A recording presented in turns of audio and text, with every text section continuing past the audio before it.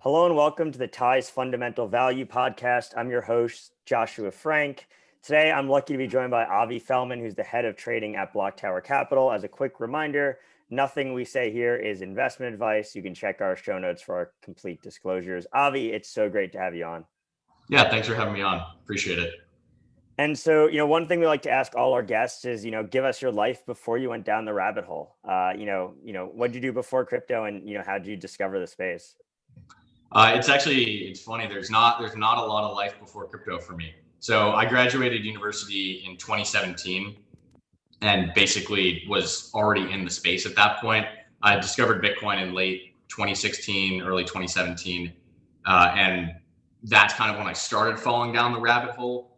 And by the time I graduated, I had a job lined up at Capital One. And so I worked there as an analyst for about 6 months. But 6 months later was December of 2017 when everything just went absolutely bananas. And I was lucky enough to, take some off the table, left my job at Capital One and tried my hand at starting a couple of ventures in the cryptocurrency space for the next couple of years. So it's actually not a huge amount of time before the crypto world and the professional career. But in college, I studied chemical engineering and I was super deep into, all of that kind of STEM fields. Always thought I was going to go work as an engineer, and then kind of flipped my last year when I found the markets my senior year, got really interested in trading, got really interested in finance. That actually led me to crypto because I was kind of looking for markets where I had edge. And I definitely didn't have edge in the equities markets, and I didn't have edge in basically any markets. And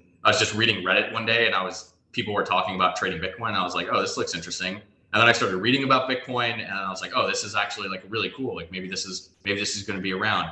And then I had this thing at the back of my mind that said, hey, didn't you use Bitcoin in 2013 for something? I was like, oh yeah, I did use Bitcoin in 2013 for something.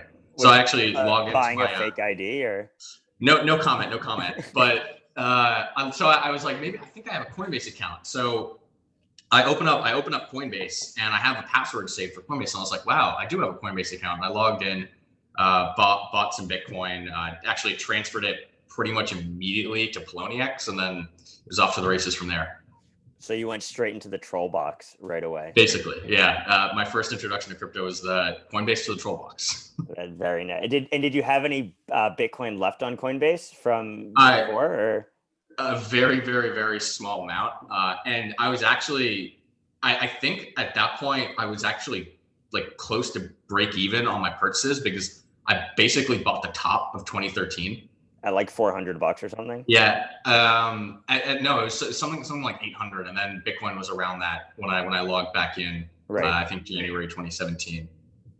So that was pretty funny. It was like, oh yeah, Bitcoin, like what a great investment. It hasn't done anything for 4 years. That's awesome. I had a friend who, used Bitcoin to buy a fake ID when he was, 18 or 19 or whatever. And he logged into Coinbase to buy Bitcoin the first time in like 3 weeks ago or 4 weeks ago.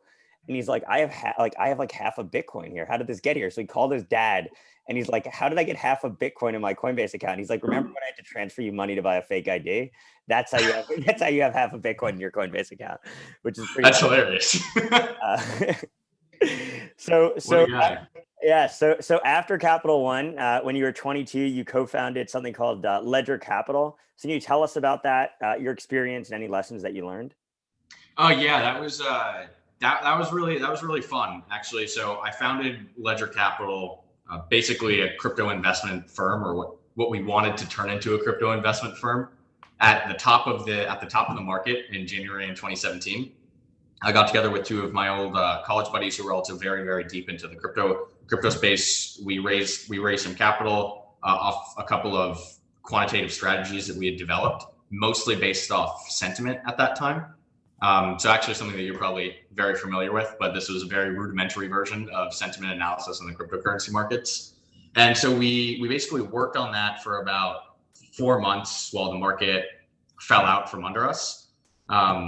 It didn't really end up anywhere massive. We kind of had like a working strategy, a working product. We didn't end up raising a ton of capital. So we pivoted more so to just generating content in the crypto space. So we started writing some research reports, started writing writing for people, doing a little bit of consulting work on the research side. And then at the end of 2018, I shut down Ledger and I ended up joining a company called Wave Financial. And I joined them and worked with them throughout 2019. And so what did you do at Wave Financial? What was your job? What does Wave focus on specifically? And why did you decide to, after a year there, move over, to BlockTower? What attracted you to the firm? I know that's a lot of questions in one, but. Yeah, no. So going back to Ledger for a second, I was really, really, really interested in just finding ways to beat the cryptocurrency markets because I just knew that there was edge to be had. And I love trading directionally and I love taking risk. And I love the idea of trying to beat the market. And so when I went to Wave, my role changed pretty dramatically in that it was a great experience. But what I was doing is I was structuring products. So at Wave, together with Ben Tsai, who's the current president there, we launched an index fund and we built and structured the first regulated covered call fund in the crypto space. So we were selling calls against Bitcoin to generate yield, built the models for that, basically dove headfirst into the derivative space.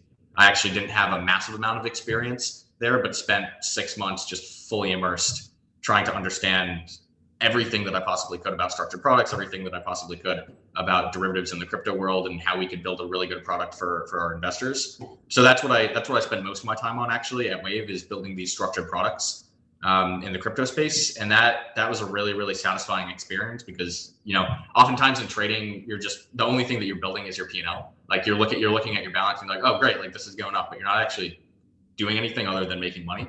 So building structured products, that was actually kind of interesting to me for a while, but near the end of it, I got a call that BlockTower was looking for a new head of trading. That they were looking to kind of rebuild their team and revamp their processes. And I had this kind of itch to get back to the directional side. I wasn't super keen on continuing on this structuring side. So I said, this sounds like a fantastic opportunity. Got a chance to talk with the team, really liked what I saw. I guess they did too. So now I'm here. And so when what is BlockTower? Let's start there. But what was kind of the genesis of the fund? What did it look like when you first started, and what how does that compare to today in terms of what because I know, for example, BlockTower used to be involved with venture. I think that's something that's not 100% going on now. So how has it kind of evolved a little bit since you've joined the firm? Yeah, it's basically it's evolved, but only somewhat in that BlockTower as an investment firm is tackling the cryptocurrency industry from basically any angle that we believe we have edge. Our main strategy is just directional bias long on crypto. Mm-hmm. And we trade around our positions to try to generate alpha for our clients. Mm-hmm. And when I joined, there was a lot of venture deals going on, but they brought me on as head of trading to sort of rebuild the desk, rebuild the strategies, and redeploy capital into more actively managed in a more actively managed way. Yep. And so that's really what's evolved here is a move towards being very, very, very active in the crypto space. And now I'd say that we're pretty hot money in the space. So we move around capital fairly frequently. Although recently we've actually looked at doing a lot more early stage deals, specifically in areas where we feel that we have extreme competence. So when DeFi started getting really big, all of the financial primitives associated with DeFi, we have some pretty good understanding of how those markets should work, given our traditional backgrounds at the firm and our deep expertise in the markets themselves. So we actually took advantage of that a ton. One thing that we weren't particularly good at was underwriting protocols and figuring out, okay, what's going to be the next Ethereum, what's going to be the next Polkadot, what's going to be the next Luna. I think that's just not in our wheelhouse, right? Well, but I think part of the problem there is that there just aren't very many. So it doesn't matter what you put your money in, it probably didn't do well, on the protocol level. I mean, other than, to your point, Ethereum, Polkadot, and Solana. I mean, there's really nothing else going on, and maybe Smart Chain, we'll see. So when you first started, I mean, how deep were you actually trading in terms of the number of assets? But has that changed over time as the fund has grown? I mean, obviously liquidity in the space has grown, but has the fund kind of outpaced that? Like, can you guys trade more assets than you could before? Like, what are you kind of looking at in terms of an investable universe? It's kind of interesting from market structure perspective, right? So Bitcoin has gone from, call it $6,000 to $50,000 during my time here at BlockTower over the last 16 months. And liquidity definitely has not scaled with the amount of capital that's come into the space. Bitcoin liquidity has scaled, and I'm not saying that liquidity hasn't scaled. I'm just saying that it hasn't really scaled with AUM growth, right? And so if you're looking at the tradable universe, you would think that maybe it would keep pace as you grow because the broader market is growing, but because so much of that growth is contained to a small number of assets, you don't actually get that boost. So for example, 16 months ago, we probably could have traded everything in the top 300. Now we're much more restricted than that, right? So it's just much more difficult to actually swing around size that's meaningful in assets that are outside the top 100, and the returns just don't look as good. But liquidity for the top 20 has scaled to the point where we can't take those bets, right? Like you can't take those bets, and you can take those bets pretty frequently, pretty quickly. You can get in and out all right. But yeah, it's an interesting and kind of annoying point that the crypto markets are still fairly illiquid outside of the main names. But right. The introduction, one thing that's been really fantastic for this is the introduction of Binance futures and FTX futures to some extent. But the futures products on altcoins have provided a tremendous amount of liquidity to both the underlying and just generally trading that asset. It's so much easier to swing around size now that futures exist. And I think a lot of people, that's why you're seeing futures volumes really explode, right? It's just so much easier to trade on these futures than it is to trade spot. It's a lot easier to be capital efficient when you're trading futures for market makers. So just all around, the introduction of futures has probably done just as much for those long tail alts as the growth of Bitcoin itself. Right. And I guess it also depends on just your investment horizon, right? I mean, you mentioned that there's potentially some longer term stuff they're getting into. And so I guess you can size up over time as opposed to, I mean, I don't know what your turnover is, but, as opposed to more active strategies, some of these assets, I mean, we have, other clients that are, are just like, I could trade something 6 months ago and we're just too big. I can't touch it. No, it happens. And I think the key is that you kind of have to define your edge when you're running these strategies. Like you as an individual trader or you as a firm, you have to really think hard about where your edge is and what you should be trading and how you should be trading it. And as you grow bigger, your edge that you might have had before disappears. And so you have to be really critical with yourself and say, okay, well, what can I do now, right? Like with the current toolkit and the current AUM that I have now, with all the opportunities that are in front of me, what can I do, right? And that changes dramatically with size. So the things that we were running 6 months ago, we're not necessarily running today, and our investment horizons have gone from sometimes sub a day to now we're looking much further out than that. Right. We're not running as many intraday strategies. And what do you think of kind of the rise of different ways of trading? I mean, OTC was always existed in crypto, but it's become significantly bigger. I mean, you look at Genesis's volumes, significantly larger. You can look at Paradigm with block trading on Deribit. You can look at some of these PB solutions, smart order routing. I mean, have those helped you guys? Oh yeah, massively have helped. I'll say that the options market growing to a point where it can handle size has been extremely useful for us, just from a portfolio management perspective, and also from allowing us to take directional bets.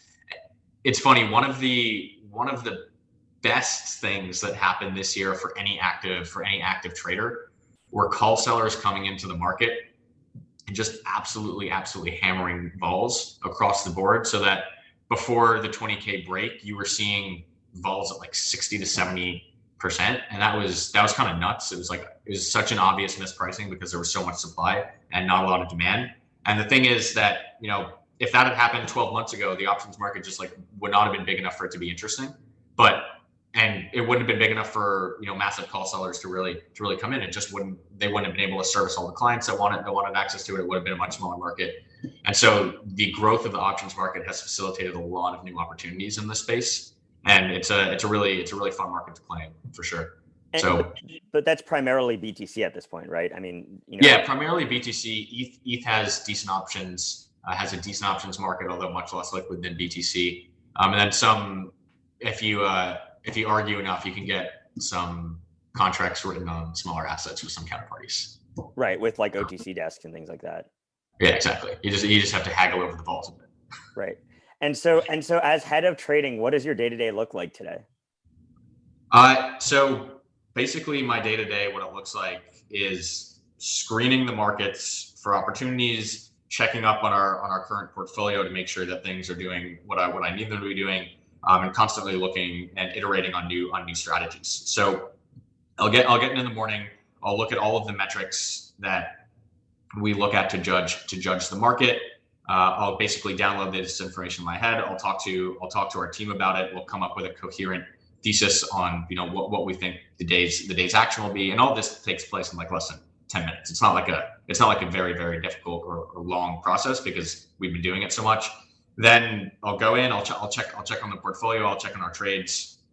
I'll monitor them. Obviously, overnight, like we always are monitoring positions as well. But it's just good to get a holistic review in the morning as well. So then once that's done, there's so many different things that you can tackle in a day. Whether it's working with our quant to develop new strategies in the markets that we've thought of over the last 2 weeks. Whether it's working with our analysts to really dig into an interesting project that we saw come out that we think is not being appreciated by the market, to screening, the derivatives markets for opportunities of mispricings, options market with mispricings. Yeah, it's basically you have your level set where you get acquainted with everything, and then you dive into the opportunities. And the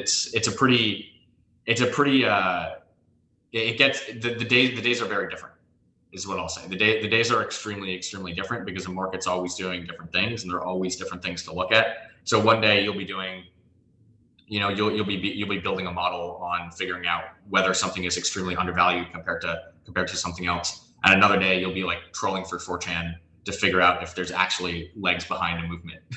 Right.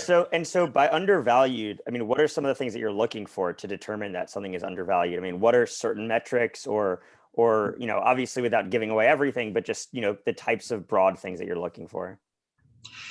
Yeah, so undervalued, it's not just about numbers, it's also about mind share. So one thing that I'll point out, I can't mention specific assets, but there's a current ecosystem that is really growing heavily in China right now that the West is completely ignoring. And there's a lot of value that's being poured in there right now, and there's a lot of volume that's being poured through this ecosystem. And there's just, if you look at the market caps of the assets there, and you look at the market caps of the assets on Ethereum, they're wildly divergent for now, and they actually have similar amounts of revenue, similar amounts of transactions per day.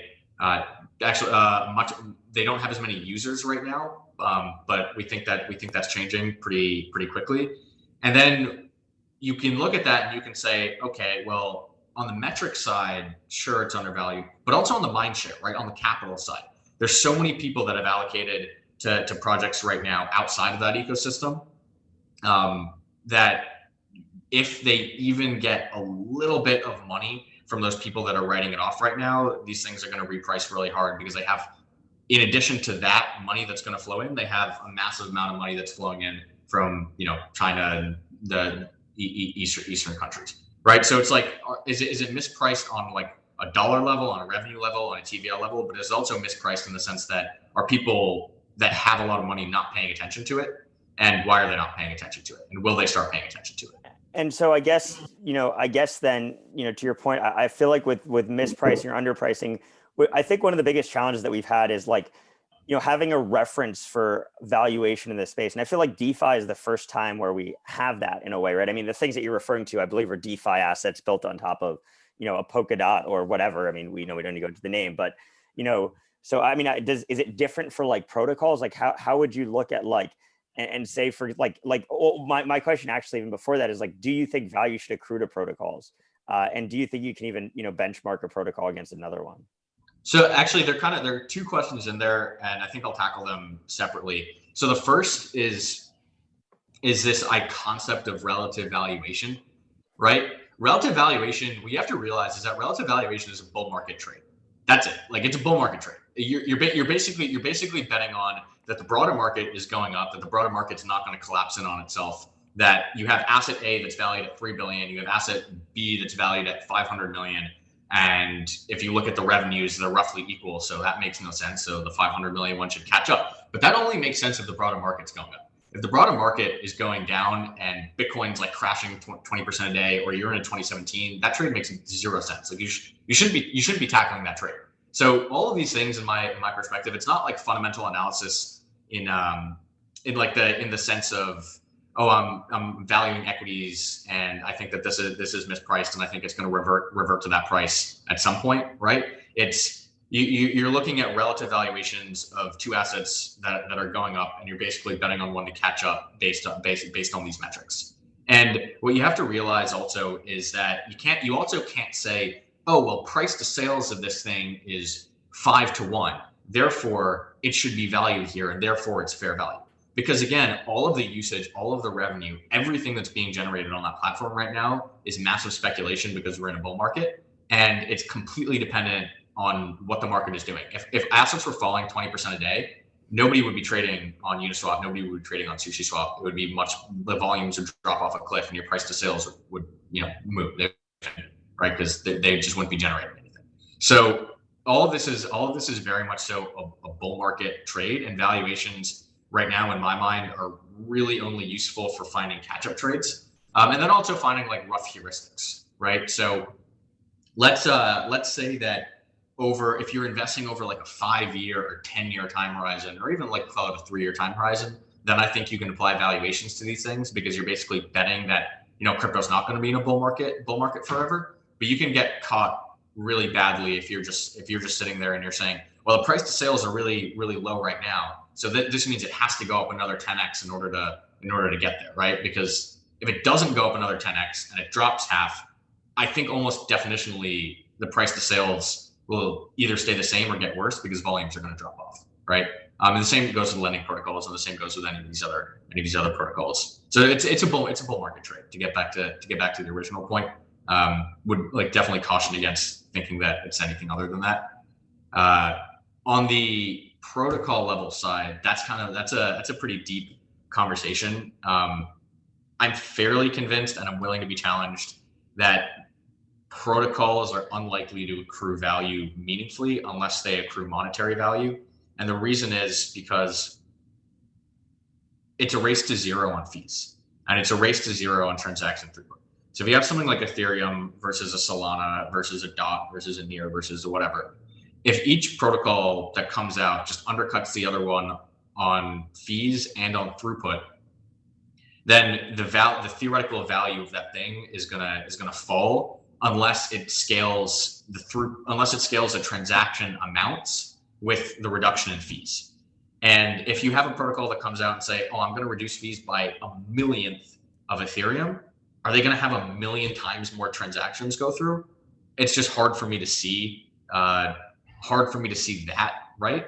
And right now, these things, even if the transaction fees are generated, they don't actually accrue direct value to the protocol itself without some sort of burn mechanism. And so even then, you look at this revenue. Like, sometimes people will say, well, look at how many fees Ethereum generates, and it's like, well, it's just recycled capital. There's no value accrual there.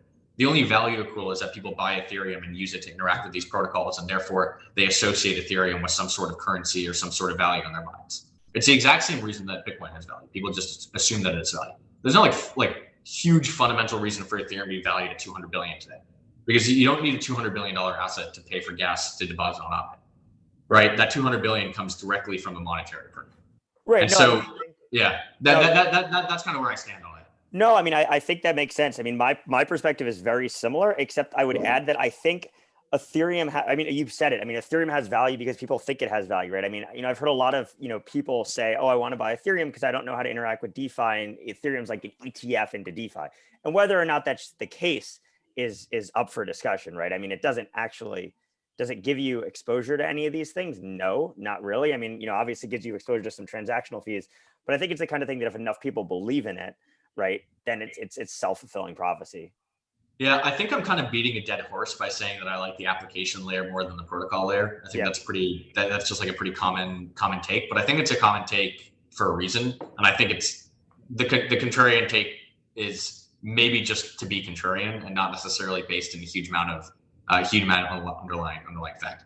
So actually, the fat protocol thesis was the first that I wrote like a snippet on this in 2018, basically outlining why I didn't believe in the fat protocol thesis. And my viewpoint on that has actually stayed the same. If you Google fat protocol thesis, I think it's still like the second thing that pops up. It's like why the fat protocol thesis doesn't make sense. But I'm still pretty steadfast in that you want to be investing in the application layer. And if you want to get access to DeFi, basically what you do is you try to buy an index of it. And right now, it's actually pretty difficult to do that in a meaningful way, right? It's pretty difficult to buy a DeFi index, manage that DeFi index, because things change so quickly. Things change so quickly. For all we know, I mean, okay, so actually, Seth Giddens of CoinFund posed this question to me, and I thought it was pretty thought provoking. He's like, okay, at the end of 2019, what DeFi assets would you have been the most bullish on? Like what DeFi assets would you have been the most bullish on?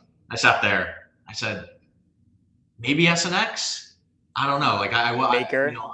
Yeah, exactly. And then Maker, right? Like you would have been most bullish on Maker, and Maker dramatically underperformed all of these other DeFi assets, right? And as a source of leverage, it now loses out, to Compound and Aave in terms of functionality, at least. So what are you really betting on when you're betting on DeFi right now? You're really betting on these top assets. If you're constructing these top assets being the winners, and that's a really dangerous bet, because I think that we're super early in the ecosystem right now. There's a ton of innovation yet to happen. All the models are still being worked out. Realistically, the amount of capital in DeFi is tiny. I think it could easily 50x over the next 3 years, the amount of capital that's locked up in DeFi. And so all it takes is one new protocol that has a better model that partners with one bank, a small bank, and it'll be the number one DeFi protocol, right? In terms of TVL. I know that sounds like very far off, but I think that's reasonable to happen in the next 2 to 3 years. A lot happens in a year in this space. People have gotten in early 2020, nobody took Bitcoin seriously as an inflation asset. Even people in crypto said Bitcoin's not a macro asset. Don't be ridiculous. And now everybody thinks it's a macro asset. Everybody in the world agrees that it's a macro asset currently. People might disagree that it's useful. People might disagree that it's going to go anywhere, but everybody agrees that it currently reacts to events in the macro space, right? Like it reacts to things that occur. I think that same sort of, it's not the exact same sort of thing, but that shift in thinking is very possible in the DeFi space as well. From these DeFi assets are ridiculous. I'm not going to touch them. In 2 years, maybe a bank is using one of them, and maybe a king banks, right? So I think it's difficult to invest directly in DeFi. You kind of need an active manager to do it. I don't think you can invest in it passively. I think Ethereum will definitely get a tailwind from it, but you're going to underperform holding even like mid-tier DeFi assets. And so how do you guys manage your risk in DeFi? Like, are you guys, I don't know if you're comfortable saying this, but like, are you guys yield farming? And if so, how are you guys managing your risk? How are you thinking of managing your risk? Are you just allocating to a number of different assets? Like, how do you guys even start to answer that question? Yeah. So the way that we think about it, and I can't really get too deeply into it, but there are a couple of ways that you can think about allocating to the DeFi space in general. There's allocating to fairly established protocols like Uniswap, allocating to fairly established protocols like Compound, just trying to capture some general beta, and then it's very similar to just underwriting any other asset. You look at the volatility, you look at the potential adverse outcomes, you look at the potential events that could be positive or negative catalysts, and those I weight smart contract risk fairly low in that they're battle tested, but it's never zero, but it's fairly low compared to the rest of DeFi. And then when you look kind of down the risk curve, you really have to start taking that smart contract risk extremely seriously. And as a professional investor in the space, you should have a fairly good understanding of the smart contracts, the structure, the code that's being written, the quality of the code. You should have at least somebody that is competent review the code for you and not just rely on the team, not rely on auditors if they're not, you know, hugely respected in the space. Do your own diligence there, because the rest of DeFi right now is hugely experimental. It's growing extremely quickly, and what happens when a space grows extremely quickly that is hackable? It's going to attract the best talent in the space. It's going to attract the best hackers anyway. Why are hackers spending their time doing anything else other than trying to attack DeFi if there's 200 billion locked up at some point, right? Why would they do anything else other than try to attack DeFi? That's where all the money is. So you're going to get the best and the brightest black hats in the world attacking this stuff at some point. And so you need to be, you know, fairly confident that if you're going to hold something for a long-term horizon, that it's not just a flash in the pan project that has put in a lot of thought into their model and not a lot of thought into their programming. You have to be really, really comfortable on the programming side of things. So that's actually a major risk. In general, it's kind of hard, and I'll turn this into a monologue about risk in crypto in general. It's really hard to think about risk in crypto. Like, it's very hard to think about your value at risk. It's very hard to think about, you know, your correlations, because all of these things change day in and day out, right? So your ETH beta to Bitcoin will go from like 1 to 2 to -1 over the course of 6 months. Sometimes when Bitcoin is ripping, Ethereum will be down. Sometimes when Bitcoin is ripping, Ethereum will outperform. Sometimes when Bitcoin is down, Ethereum will be up. And so if you look at your portfolio in context, you kind of have to make almost a subjective call on the regime that you're in, and then you can start to think about risk. But it's not an exact science. It's not like a model that you can just build and it'll spit out, you know, all of your correlations, that you can, all of your betas, all of your, you know, the expected vol of your portfolio. Like that just doesn't work, because like the market is so fragile and changes so frequently that a lot of it is subjective, which is why I think that there's still a huge amount of alpha in discretionary trading, and there's a huge amount of alpha in basically sentiment trading, because of this dynamic where you can't quantify everything right now in these markets. And I think that it's probably going to last that way for a while. And you're actually seeing it bleed into the financial markets. You're not seeing crypto get more rational. You're seeing the financial markets, the stock market, get more irrational, right? And so it's actually going the opposite way. And I think a lot of it is due to this massive amount of money that's in the system right now, right? That's just flooding coffers, and people are willing to punt, right? And fundamentals are getting completely divorced from price action, and I think we all see that. I think it's fairly obvious. I'm not commenting on how long that's going to last, but it is happening in both the crypto markets and in the traditional markets currently. I think that bleeds well into my next question, which are, what are your thoughts on, you know, recent market movement? And, you know, does it make sense why certain assets are outperforming other assets? And what do you think of like coins like Cardano that, you know, were seemingly, you know, dead coins from 2017, you know, reaching the top 4 by market cap? I mean, that's just one example, obviously, and no offense to Cardano, I don't really know anything about it, but like, you know, like there's so many of these 2017 coins that are just making this giant resurgence and no one uses them. Yeah, it's a matter of audience. So I think there are two things that are going on here, and that's actually a bet that I think you could have made if you had thought about how the market was gonna play out. People invest in things that they feel comfortable with. People invest in things that they know, and when they are investing, especially in a market where they feel like they don't have the best grasp on all the new things that are coming out, they're going to fall back on comfort. And the wave of money that has come into the crypto space right now, I think is primarily made up of institutions, primarily made up of high net worth individuals, but also primarily made up of retail from 2017.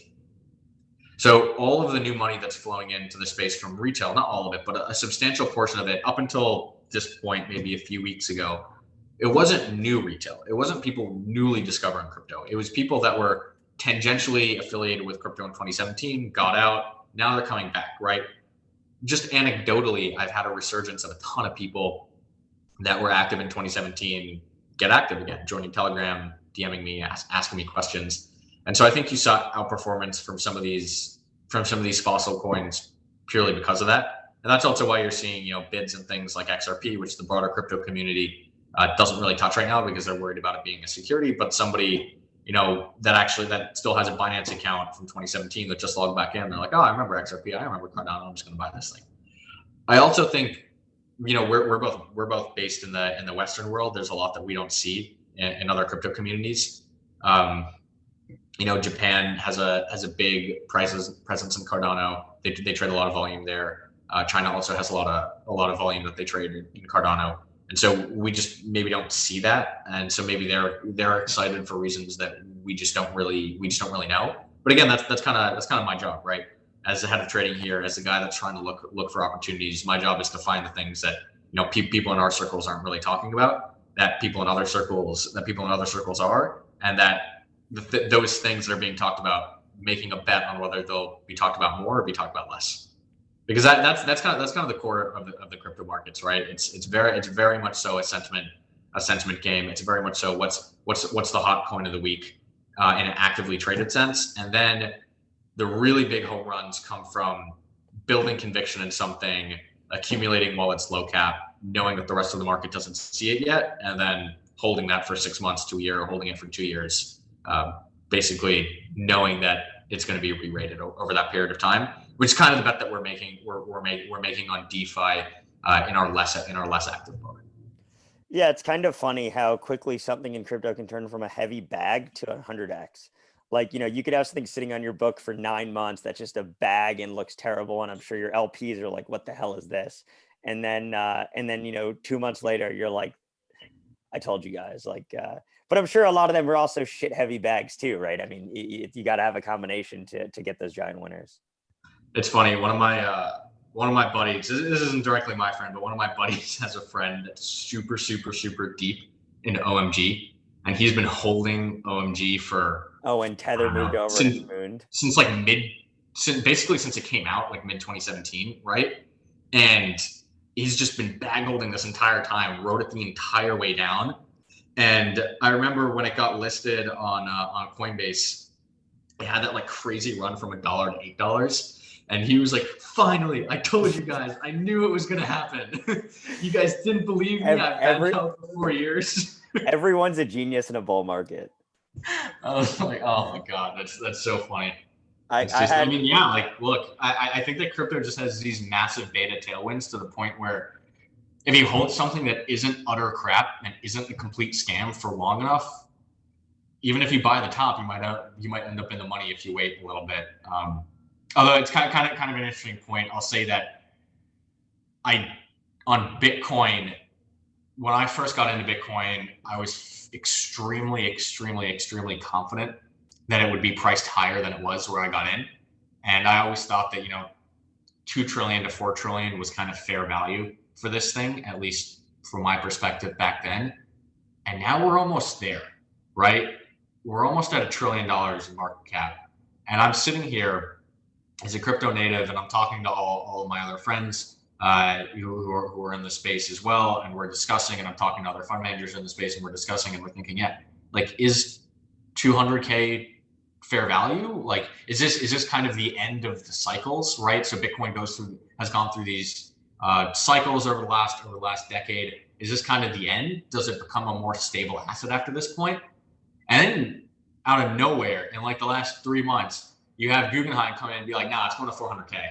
It's going to 600K. All these crazy targets from institutions that are just blowing all these targets. I do wonder though. I mean, a lot of these guys just throw out price targets to get attention, right? Definitely. How much of it is actually, actually conviction that this thing's going up to 600K versus, hey, let's, generate a bunch of buzz for Guggenheim and bring in some new, capital. Yeah, I mean, it's definitely a little bit of both. But that point of the cycles being over, or this being the end of history, I think is important for everybody in the space to chew on and to really think about, because we're getting to the point where adoption is happening. Institutions are here. At some point, there's not going to be a marginal buyer, and there's probably not going to be a huge amount of marginal sellers either. The same way that the S&P realizes pretty low vol, Bitcoin's heading that way. And so if you're buying Bitcoin now, I think you kind of have to think to yourself, like, where are we in that cycle? And my answer to that is probably closer to the end than most people would like to think. No, I'm with you. I'm in the same boat. I mean, this market moved way too fast. I mean, in my perspective, at least, it's, it's kind of wild. But in my next question is, like, in my head, I separate out Bitcoin from crypto. To me, they've become separate things. I don't know if you think of the market in a similar way, but as we kind of think through this, I mean, what sectors of crypto do you think are, like, I don't want to say undervalued, because I think valuation in this space, and I think you agree, is kind of stupid. It's very hard to think about valuation in this space. Yeah. But, like, where do you think people should be paying more attention that they're not? Where do people paying too much attention right now? What's your kind of overall take on that? I mean, everything's about DeFi right now, but is there, like, what about NFTs? Like, utility tokens were a thing. I mean, I think they're Chuck E. Cheese tokens, but they were a thing in 2017. I mean, how do you think through these different sectors of the market? Yeah, it's kind of a difficult question, because realistically, like, there's a lot going on, but there's also not that much going on. So I agree with you in that Bitcoin, to me, is completely separate from the rest of the crypto market right now. It is the asset that has accrued a monetary premium. It is the asset that has accrued the status of store of value. And basically in 2017 and before that, every crypto that came out was very much so in that mold of trying to compete as a currency. I think Bitcoin's one. I don't think you're going to have a competing currency. It's very difficult for me to see that. The only way that I see it is through these platforms, things like Ethereum, things like DOT, things like Solana, things like Cosmos, that maybe through usage of applications on their platform accrue monetary premium. But as a pure currency plays, like assets that are purely currency plays, I feel it's going to be very difficult for them to catch up to Bitcoin at this point. So moving to the platforms, I think that right now you're seeing a pretty massive explosion in DeFi. That's apparent to everybody. Everybody's eyes are on DeFi. Everybody's eyes are actually on NFTs now too, right? A lot of people are paying attention to what's going on in the NFT market. The NFT market is actually getting more adoption from their equivalent of the traditional world than the DeFi market is right now. The DeFi market is very solely crypto. The NFT market, tons of traditional artists are getting into that space, like, now, because it's such an obvious value add. And it's just Gary V was doing a podcast on Top Shot yesterday. It's like so clearly there. And what's interesting to me is, I would say that the things that are being paid attention to right now are the things that everybody should be paying attention to. NFTs and DeFi. I think that the DeFi crowd needs to pay more attention to NFTs, and the NFT crowd needs to pay more attention to DeFi. But that's a little bit of a cop-out answer. I'm lukewarm right now on the concept of Web3. I think that there's some interesting projects that are being built in that space. One particularly is Handshake. I think that the restructuring of the internet with tokens for economic incentivization is interesting, but it's not, like, there hasn't been a provable model built out yet. So all of this concept of Web3, taking over, building on top of Web 2 is just way less compelling to me than the concept of Finance 2.0 with DeFi, where it's very, very clear who the end user might be. It's very, very clear how these products are being built, how they're actually gonna incentivize people to start using their platforms. Whereas I'm not really sure if a decentralized social media is gonna accrue critical mass versus somebody like a Twitter decentralizing itself, or building out products that are decentralized. I just don't really have a coherent thesis on that, but I'm also not really the kind of guy to talk to about that. Yeah. So, look, I mean, my perspective too is, I think DeFi and NFTs work because people love gambling. Like, people love speculating, and DeFi's and NFTs in particular are just complete speculation at this point. Yeah, it's a crazy bubble right now. Crazy bubble right now. So I bought a Top Shot, 3 months ago for $20, and I looked at the cards today, and 2 of them were selling for over $1,000. And I was like, this is nuts. I turned $70 in Top Shot in 1 weekend, 2 weekends ago, into $3,000, and I was like, I'm out. I'm done. Like, I'll take my $3,000 and I'm out. It's ridiculous. I mean, it was just kind of like complete afterthought. But that ROI, I mean, like obviously the notional amounts are not massive, but that ROI is just ridiculous right now in the NFT space. I wrote a little bit of a tweet thread about this yesterday. I think that we're getting close to the blow off phase for NFTs short term. But I think long term they're going to be pretty massive. And my thinking on the NFT space is that it's likely to be the NFTs themselves that accrue value, not necessarily the platforms. I don't know if there are going to be that many transactions that happen to make them comparable to, trading platforms or exchanges. And so a lot of the value is going to accrue to the artists. A lot of the value is going to accrue to the actual assets themselves. And the vast majority of people have no clue, literally zero clue how to value NFTs, including myself. I mean, look, if you look at famous artists, sometimes the most famous artist in the world, like Picasso, he painted so much. There are only a few years and a few paintings that accrue massive value.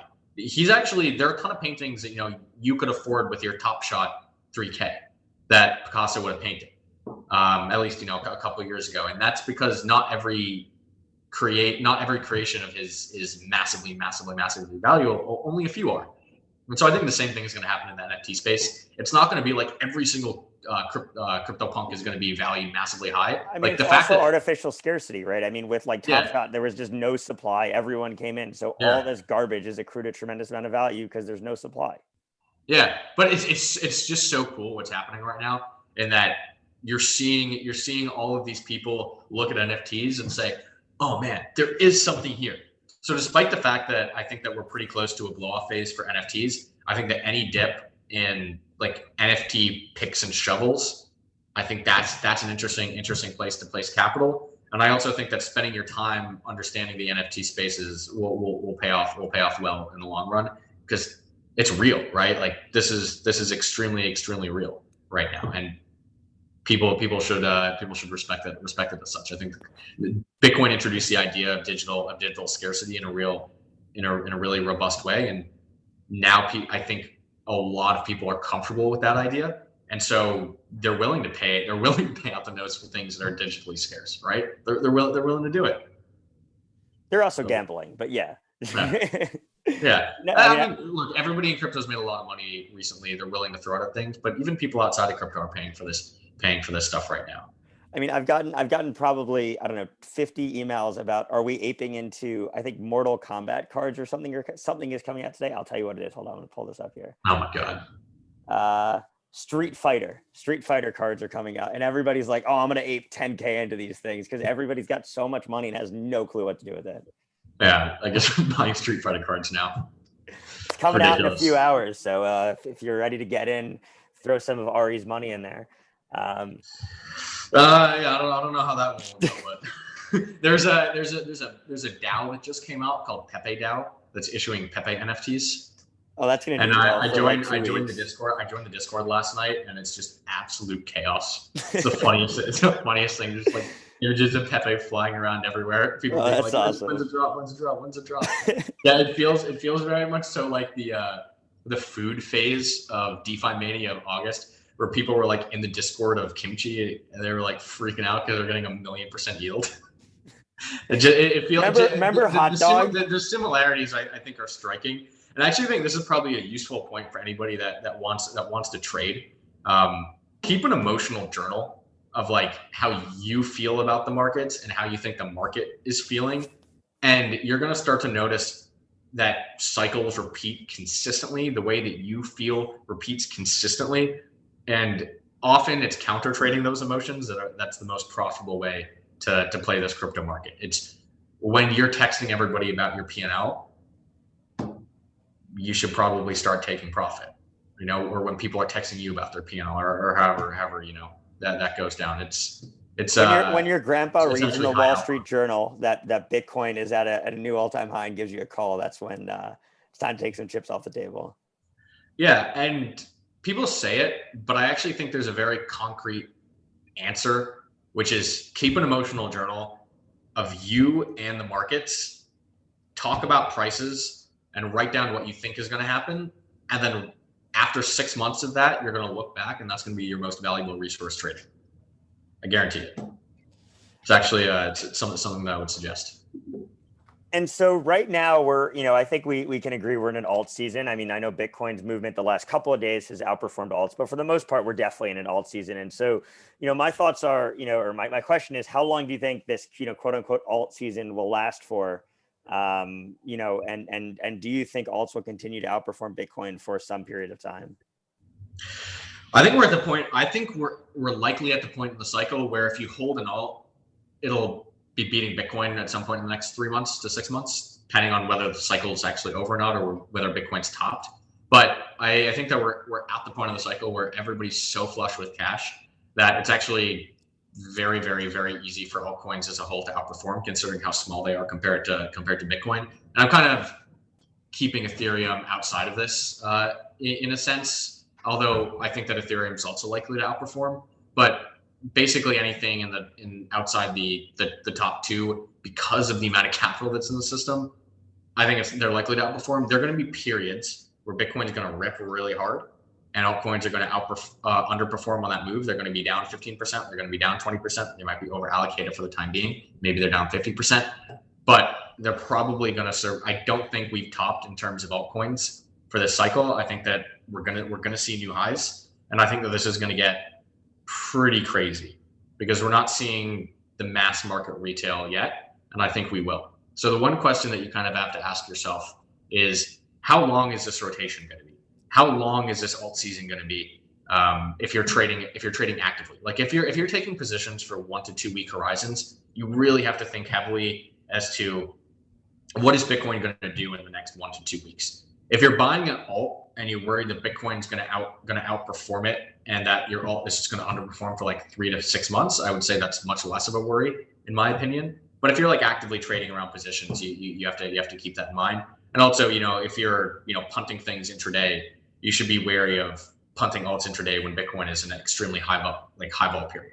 The other thing that I'll point out is that the relationship between DeFi assets and Ethereum is almost as clear as a relationship between BTC and alts, where when Ethereum realizes extremely high vol, DeFi tends not to do extremely well. When Ethereum realizes low vol, after a period of appreciation, DeFi tends to do extremely well. So that relationship holds true with Bitcoin and with more general alts. It holds true with Ethereum and DeFi. And I think that if you're looking at this from a more holistic perspective, the best performer of the next 3 to 6 months, in my opinion, is likely to be quality assets. Like I don't really subscribe to the thesis of junk outperforming. I think that there might be a period where junk rallies and quality doesn't. But if you're holding an asset, if you're constructing a portfolio for the next 3 to 6 months, I think that you're going to be want to be holding really, really quality assets in your portfolio. Kind of unlike 2017, where you wanted to be holding the assets with the highest potential and not necessarily the best fundamentals. In 2017, all you wanted was the lowest market cap asset because everything went up. Yeah, and also you wanted to be holding the thing that had like a massive potential. You didn't really care how okay, what is the feasibility of this thing? Like, when is it actually going to come out? What's it actually doing? What is a product any good? Does it have any market fit? No. What is the vision? What's the vision? And if the vision was big enough, that's all that mattered. We're going to revolutionize marketing, right? Marketing and the vision. Yeah. Revolutionizing. Remember Einsteinium? I still have friends with Einsteinium bags, all sorts of complete nonsense. Still, you haven't convinced him out of it? I don't give investment advice, but when he told me he was sitting on Einsteinium bags, I'm like, I feel like you could rotate that into like literally anything else. That's funny. But people are still sitting on bags. Like I have friends that like logged into like their Binance accounts or like their Polo accounts or whatever else. And like if somebody's logging into their Polo accounts now, they really haven't traded in a long time because no one trades on Poloniex anymore. Yeah, that's true. And it's a real shame. I told you that's where I cut my teeth. Margin trading on Poloniex. Yeah, I mean unfortunately the Circle acquisition was the start of the end. Yeah, it was. That was the summer of 2017 was me consistently going long ETH BTC and consistently getting my face ripped off. It was a good learning experience. And so, in terms of your personal account, because I know you can't speak too much to the fund, is there anything that you're aping into, or if you were to be aping into things, what kind of things would you want to look at? Yeah, so I trade exclusively in the fund. But if I were to be aping into things, I said if you this. had like $100,000 and you could just do whatever the hell you wanted with it, you weren't concerned about risk. Where are you going? So I said this actually the last podcast I did. Actually, the first podcast I did with Luke Martin. I mentioned this. This was early January. I mentioned that Uniswap gems, I think, are likely to have a massive re-rating. So low cap DeFi is likely to perform extremely well over the next, call it 2 to 3 months, because I think Ethereum does extremely well, and Ethereum is going to enrich its holders, and there's going to be a massive wealth effect that's going to flow to all of these low cap Uniswap gems. That kind of already happened. There's been a lot of price appreciation. I mean, a lot of unit like low cap, like 10 to 30 million assets are now trading at 150 to 200 million. There's been a massive appreciation, but there's a new wave. There are actually new assets that are coming out fairly regularly that I think are underappreciated, that have solid teams, that are building interesting product. And I'm a big subscriber to the theory that there isn't a winner. So I think you have to do good diligence. You have to look at inflation numbers to make sure they're not inflating you away. You have to look at the similarity of their smart contracts to other people's smart contracts. If they just forked it, then maybe you're less inclined to invest. There are a bunch of ways to diligence these projects, but there are ways to diligence them. Unlike 2017, where there was basically no like real way to diligence it. People that have built products, people that have accrued a really strong initial community. I think that there's still a ton of assets out there right now that aren't listed anywhere but Uniswap or SushiSwap that are going to get re-rated over the next 2 to 3 months, and you kind of just have to find them and do the diligence to get them. How does somebody listening even start? Like, how do you find these random assets? It's funny. What we one thing that we do is we look at CoinGecko listings. Okay. Right. So you can take a look at new assets that are getting added to CoinGecko like in real time. Do your diligence on them. It's a pretty time intensive. But another way to do it is just talk to people, right? So a lot of people have very, very different interests in the space, very, very different expertise in the space. And so if you just you have contacts in the space, ask them what have you looked at recently that you find interesting. What should I be looking at? Start building your network. Start talking to people. Start really diving into these things. And then what you could do is if you narrow down an ecosystem that you want to bet on. Let's say that you think Avalanche is undervalued, or let's say that you think BSC is undervalued. Go into Telegram groups. Try to get in contact with the team if you can, or somebody that's involved in the Avalanche project. What are they excited about? What are they looking at? What are the insiders doing? Right? What are the people that have decided to dedicate all their time to one specific ecosystem? Where are they putting their money? So all this kind of stuff I think is extremely useful. We're at the stage in the cycle where connections are going to be extremely valuable, and talking to people is going to be extremely valuable. And the one reason for that is because you need information to be synthesized. There's way too much information out there for one person to take in, to synthesize and to come to conclusions themselves. There's just too many things to look at. So you need to find your trusted people that have their own expertise in their own sectors, and you basically have to work with them and offer them something in return, right? Like if you're not going to be a specialist, then you have to be a generalist that offers the specialists information about other things, right? So it's I think that's actually key in order to doing well in the space right now.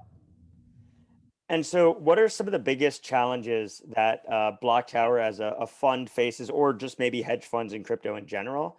And what are the biggest kind of competitive threats and opportunities? I think crypto as a whole and investment firms as a whole face this existential dilemma of, if you pitched yourself as a long biased fund and you're denominated in Bitcoin, well, what happens when Bitcoin hits $1 million? What happens if there's not that much upside left in Bitcoin? And I think the answer is really nice, and it's kind of been presented to us, which is that there is a lot of activity now in the rest of the crypto world. There's a lot of activity now in the rest of the crypto world, and we basically get to front run all the institutions into the rest of that activity. Because all these hedge funds, they're not going to be trading Bitcoin. They're not going to be involved in trading on the CME futures, or they're probably going to get on these offshore exchanges at some point. They're going to allocate to Bitcoin, but it's going to take a while for them to get comfortable with the rest of the market. And so the biggest challenge, I think, is anybody that's market making in Bitcoin right now, anybody that's providing services in Bitcoin specifically, or is entirely focused on Bitcoin, you're kind of reaching the edge of your juice. Either you've established yourself like Coinbase, or you've established yourself, like a Grayscale, or you're kind of fighting an uphill battle. And then everybody else, I think, is going to experience an extremely hard pivot to the rest of the crypto ecosystem, which is great because that's always been in our mandate. And so, what are your thoughts? I know you've written quite a lot about this on, buying activity and price movement during Asian hours, and has that changed over time? Yeah, it's changed. I see that smile there. I see that smile. It's changed for the better. They've stopped dumping on us. It's really nice. It's really nice to see. I think just for the longest time, I mean, if you ran the strategy, you did extremely well. It's working less well right now. I think everybody kind of knows about it, so everybody's trying to run the strategy at this point. By the time I was tweeting about it, the alpha had already indicated a bit, so I don't feel too bad about that. Yeah, I think there's just a ton of supply in China. There's a ton of supply, just massive amount of selling that comes out of that area of the world. And the supply is from they sold a lot to Elon. They sold a lot of Bitcoin to Elon. They sold a lot of Bitcoin to large Western macro buyers in the low 30s, and every dip below 30 was basically bought up by all of these big whales, and all of the sellers were basically miners at that point, right? And I think we've cleared a lot of that supply. And so that dynamic has shifted to the point where Asia is fairly, I won't call them bullish, but they're not as bearish anymore. And so I think what you're going to see is over the next, call it 6 months, the Eastern market is really going to come in and start buying crypto very, very, very aggressively. I think that's likely to happen over the next 6 months. And so positioning for that is probably important. And so, I mean, miners obviously aren't generating that much new BTC now. Do you think these are like miners that just, accrued BTC over 2019, 2020 that just were dumping it? Yeah, it's inventory, but I think you also have to realize that, 900 BTC a day is actually a substantial amount of money at this point, right? It's a decent amount. I mean, it's not. I know. I mean, I remember during the halving, it was like nothing. It was like it was what, $7-8 million. It wasn't a significant amount of money, but I guess now it's, Yeah, and these things scale, right? And they don't scale linearly, right? So if you have Bitcoin at 50,000, it just takes a lot more capital to move it higher, which means you need an entirely new participant to buy. Whereas Bitcoin at 6K, it doesn't need that much capital to send it higher. And there are a ton of people. There are a lot of people that can buy $8 million of Bitcoin a day. Like in aggregate, like retail can buy $8 million of Bitcoin a day fairly easily. Buying $100 million of Bitcoin a day, buying $50 million of Bitcoin a day, where we are now, it's just you need a much deeper, broader set of participants, which obviously we have in the market. Otherwise, we wouldn't be going up. But it is something to keep in mind that it's still like a sizable amount of money, right? To be absorbed by the market. And if you don't get that supply in, then miners start to become very, very relevant very quickly again. Right, in terms of building up, building up some of their own supply of Bitcoin to move later. Yeah. That makes sense. Yeah. And so, what are your thoughts on the rise of crypto-related stocks? Because I mean, some of these things are just, I don't know if you're looking at them, but some of these things are going wild, like Marathon Patent Group. Obviously MicroStrategy, but I'm going to separate that because I think that has become a Bitcoin ETF, or people are starting to look at it that way. But Marathon Patent Group, all these mining companies, Voyager. I don't know if you're familiar with Voyager. Yep. They're going. Their tokens going crazy. They're going crazy. Why do you think this is happening? Why are these things outperforming Bitcoin? Does it make sense? Yeah, it's I wrote like a really small tweet thread on this maybe 2 weeks ago at this point, just comparing the returns. All of the crypto stocks have outperformed Bitcoin basically since 20K. Like they've outperformed pretty and significantly. Pretty admirably, and pretty significantly, right? And it's kind of interesting, right? You wouldn't think that would necessarily happen today. You might think that it would have happened in 2017, but not today, because there's so many on ramps. There's so many ways for somebody to buy Bitcoin. People just really like buying their brokerage. People really like the concept of creating Bitcoin for low cost. So that's why the mining stocks are doing well. Just talking to people anecdotally, talking to institutions anecdotally, that seems to be something that they really enjoy.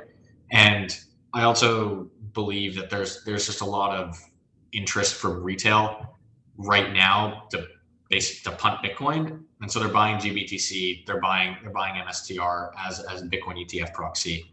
And I think that the outperformance of MSTR up until 3 days, I guess it was almost a week ago at this point, up until a week ago, was self-reinforcing. So people looked at MSTR, they said, oh, when Bitcoin goes down, MSTR is saved by the tailwinds of the S&P. When Bitcoin goes up, MSTR acts as lever. So it's a hugely asymmetric play. That actually that idea got nuked about a week ago when Bitcoin was down 3% and MSTR was down 20%. And that was because you had this massive run from MSTR where it just crazy outperformed Bitcoin. And you can back out the premium. You can back out what price you're buying Bitcoin for if you buy MSTR, right? Because you know their holdings. So you're paying a pretty massive premium to buy Bitcoin through MSTR. And I think that premium just kind of blew out, and people realized that it blew out, and they're like, I don't know about this. So I might have to sell it. What was interesting is that on the day that Bitcoin was up, that broke through 50K for the first time, the GBTC premium went to 10%, and MicroStrategy was basically flat on the day. And I haven't looked super closely at the flows, but I'm fairly certain a lot of that was reallocation from MSTR to GBTC, as people realized that MSTR, because of the asymmetric blow off that it had, where it was down 21% when Bitcoin was down 3%, they were worried that trade had kind of come to a conclusion, and that MSTR didn't offer that sort of returns anymore, and that it maybe actually was more risky to hold that than Bitcoin because of the premium. So they shifted their assets to GBTC because the GBTC premium went from 5% to 10% a day with MSTR flat. And then, the premium started coming down a bit again. And I think some of that at least was reallocation into GBTC. So I think things like fake Bitcoin ETFs, like MSTR, I'm actually less inclined to say that those are going to do really well than than things that could be construed as a levered play, like a Riot or a Marathon, that people will look at it and they'll say, well, these guys produce Bitcoin for no cost, so I'm going to buy that because that's business. So one of the crazy things that I heard this from one of the largest mining, companies. I'm not going to say a name, but top 3 or top 4, and they said right now Marathon, I think it was Marathon specifically, is trading at a 50 times multiple of their future mining equipment value. Not the mining equipment that they have today, the mining equipment that they believe that they may or may not get in the future, which is just absolutely wild. Yeah, man. Fundamentals in this market. Why are you even talking to me about this? Right. I mean, but it's just crazy. I mean, look. It's not going to end well. It's not going to end well. And I would say, if you want Bitcoin exposure, you probably don't want to be buying those stocks as a proxy for Bitcoin exposure at this point. I think that maybe they'll continue to outperform, but you probably want to be buying. Well, I can't give recommendations, but you probably want to be allocated to things that are slightly tangential plays on that. Right. That makes sense. And so quick 2 final questions. I mean, you talked about the GBTC thing. Do you think that trade is going to continue to exist if you're an institution? No, once the ETF comes out, it's kind of over. In my opinion, it's why are you gonna allocate to this GBTC that has a lockup if an ETF doesn't? And let's say even if the ETF does, why would retail pay 10% premium for GBTC when they can just buy the ETF presumably at NAV because it's presumably going to be arb a lot better, right? Right. So yeah, I think that trade is likely coming to a close. You're probably going to have less institutions allocate. The ETH ETF is probably further out, so that ETH trade might still exist. But I think the premiums are they've reached they've reached a point where it's not hugely EV positive to allocate to these things, in my opinion. Although one thing that's interesting is that a DeFi ETF is probably really far out. An index fund ETF is probably really far out. So those trades potentially are in the mix still. And I think didn't Bitwise just release a DeFi? They did. That's what I was referring to as a potential. And so my final question is just, what has you most excited right now, either in the space in general as a trader, or maybe nothing to do with crypto? Like, what is just, what are you excited about? What am I excited about? Like right now at this moment? Right now. Other than getting off this how well the market is respecting like extremely simple trading strategies and extremely simple metrics. I'm loving it. It's wonderful, and it's a testament to the amount of non-crypto native money in the space that's kind of just trading off your traditional market heuristics. So that's awesome.